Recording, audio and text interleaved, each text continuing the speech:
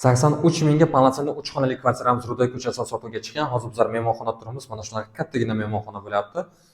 Polностью yevro remont qilingan kvartiramizda hali hech kim yashamabdi. Radiatorlar o'rnatilgan, konturli kotel qilingan do'stlar.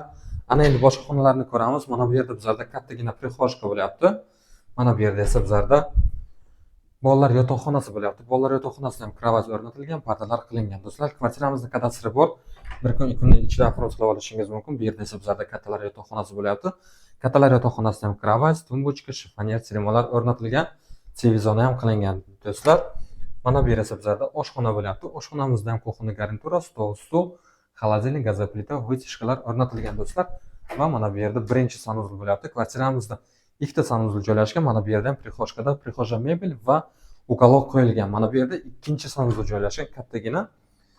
Do'stlar, agar kvartiramiz ma'qul bo'lgan bo'lsa, agar qo'shimcha ma'lumot pastda aytsangiz bo'ladi. Videoni tanishlarga yuborib qo'yish esdan chiqmasin. Ko'rishguncha.